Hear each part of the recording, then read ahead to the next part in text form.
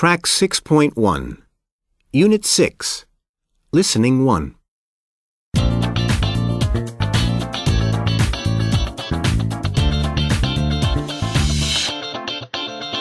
Welcome to Health Beat. In this digital age, we're constantly exposed to medical claims, wonder drugs that cure disease, foods that can cause cancer. But which claims are true and which complete nonsense? Joining us this month to talk about germs and disease is Dr. Mitchell of the Mayweather Institute in New York. Dr. Mitchell, welcome to the show. Thanks for having me. Okay, so to start us off, Dr. Mitchell, what exactly are germs? By germs, we mean bacteria and viruses that can cause diseases. For example, tuberculosis is caused by a bacterium. The common cold and influenza are caused by viruses. And is it true that dangerous germs are all around us? While it is true that germs are everywhere, it's a myth that all germs are dangerous. Most are not harmful. And in fact, some good bacteria in our bodies help us to digest food. So you mean that we don't need to worry about germs so much? No. To clarify, I'm saying we need to keep in mind that just because germs exist everywhere, this doesn't mean that all germs we come in contact with cause diseases. But many people think they will, don't they? One of our listeners claims that money spreads diseases because it has a lot of germs on it. Is that true? It is a classic myth that money is a major way that diseases are spread. Of course, any money we use, both banknotes and coins, might have picked up some bacteria or viruses as it circulates from person to person. How many bacteria a banknote has depends on how old it is and what it was printed on. And this varies from country to country. However, you don't need to worry about it too much. Just remember to wash your hands after handling money. So you either wash your hands all the time or you get sick? No.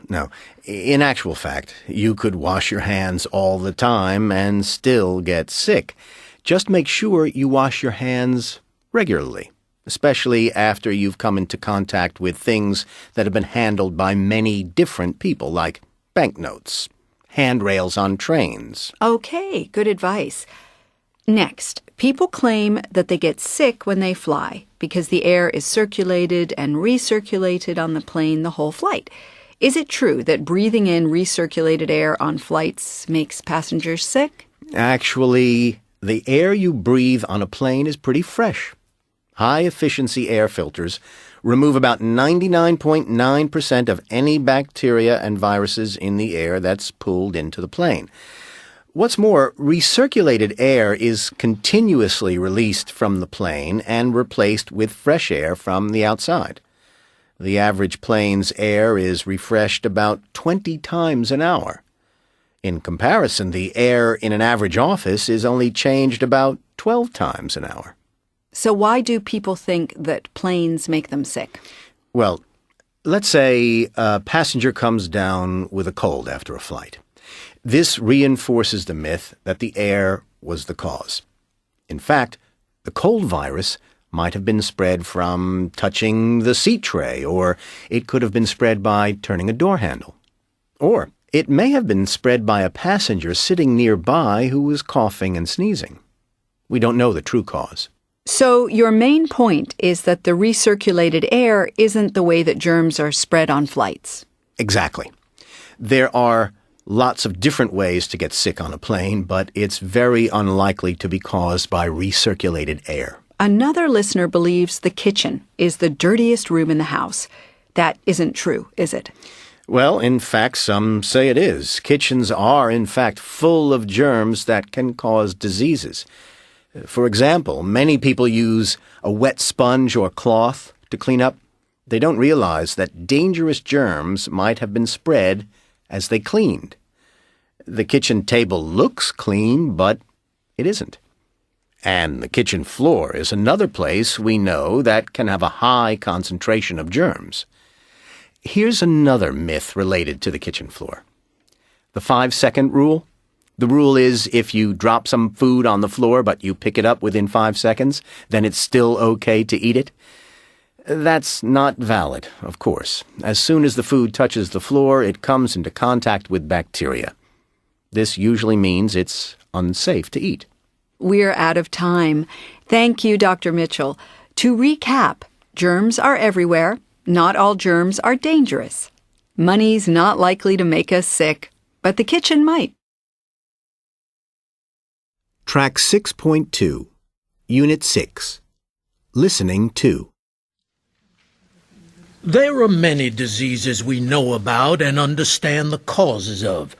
However, sometimes there are outbreaks of a disease that are unexpected, and nobody understands why so many people are getting sick. Today, I'm going to discuss 2 case studies, one in Senegal in West Africa and the other in Guam, an island in the Pacific Ocean. In both places, there were epidemics affecting many people. Researchers had to investigate the causes of these epidemics. The first situation, in Senegal, concerns a disease called Schistosomiasis. Schistosomiasis is caused by a parasite released into rivers by freshwater snails. When anyone comes into contact with the river, the parasite is transmitted to their skin, causing fevers, coughs, stomach pains, and general sickness. Although schistosomiasis is one of the most common diseases from a parasite in the world, no one in this part of Senegal had it before 1986, the year the Diama Dam was built on the Senegal River. Soon after the dam was built, people started to become ill. In fact, by 1988, 90% of the population had come down with the disease. Finding a solution to this health crisis became critical. After a lot of research, scientists traced the problem back to the dam. This is what they found. Before the dam was built, there were a lot of prawns in the Senegal River. The prawns ate the freshwater snails that lived in the river, and there was no disease.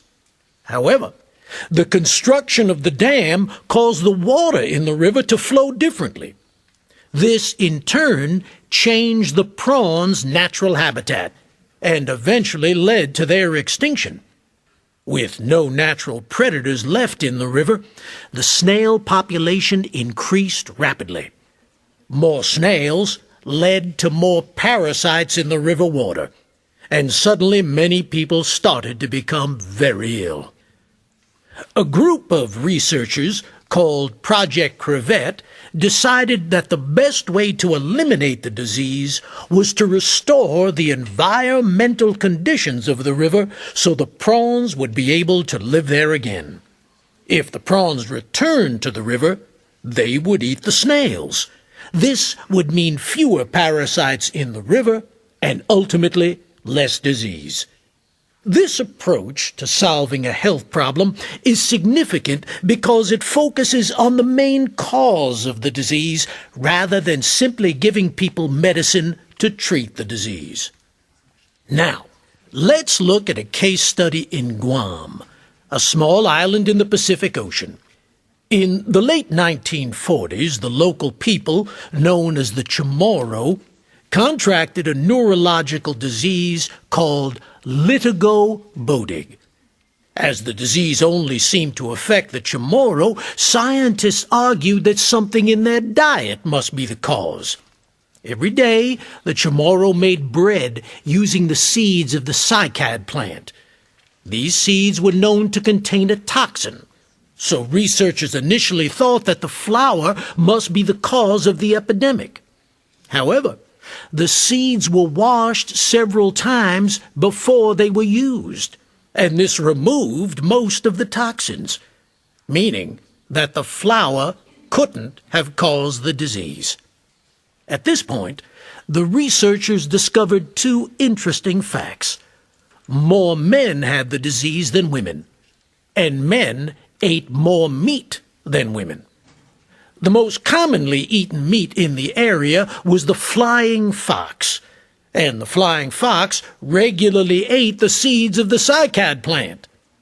This meant that there was a high concentration of toxins in the meat of the flying fox, and this fact led researchers to suspect that the meat may have been the cause of the epidemic. Later they learned that when the flying fox population declined due to overhunting, the incidence of Lida bodig also started to decrease, and this confirmed that flying fox meat was the cause of the epidemic. So these are just two examples of the various factors that need to be taken into account when investigating an unusual incidence of a disease. Personally, I think they are quite interesting case studies because they demonstrate that while researching diseases can be challenging, it's also incredibly rewarding. Track 6.3, Unit 6, Critical Thinking. But many people think they will, don't they? One of our listeners claims that money spreads diseases because it has a lot of germs on it. Is that true? It is a classic myth that money is a major way that diseases are spread. Of course, any money we use, both banknotes and coins, might have picked up some bacteria or viruses as it circulates from person to person. How many bacteria a banknote has depends on how old it is and what it was printed on, and this varies from country to country. However, you don't need to worry about it too much. Just remember to wash your hands after handling money. So you either wash your hands all the time or you get sick? No. In actual fact, you could wash your hands all the time and still get sick. Just make sure you wash your hands regularly, especially after you've come into contact with things that have been handled by many different people, like banknotes, handrails on trains. Okay, good advice. Next, people claim that they get sick. Track 6.4, Unit 6, Speaking Skill. There are a lot of environmental factors in big cities that can lead to diseases and health problems, aren't there? What exactly do you mean by environmental factors? I mean things like traffic, noise, crowds of people, air pollution, dirty streets. People don't realize that these create a lot of stress for us. So, your point is that disease is caused by stress? I mean, it's a factor, isn't it? My uncle became very ill last year. His illness might have been caused by the chemicals where he worked, or it could have been caused by the air pollution near his home, but I don't think so. He was so stressed at work all the time. Stress had to have caused him to get so sick. So, you mean you think stress was the biggest factor? Yeah, I do. Definitely. He changed jobs, and now his health is much better. Could you clarify for me how his health improved? Track 6.5, Unit 6, Pronunciation for Speaking. 1. The fever could have been from a cold, couldn't it? Sure, but colds don't usually cause fevers, do they? Not always, but sometimes. 2. The patient got worse, didn't she? No, she got better once the doctors treated her with some strong medicine. 3. It was difficult to diagnose the problem, wasn't it? Right. The doctors had a difficult time. 4.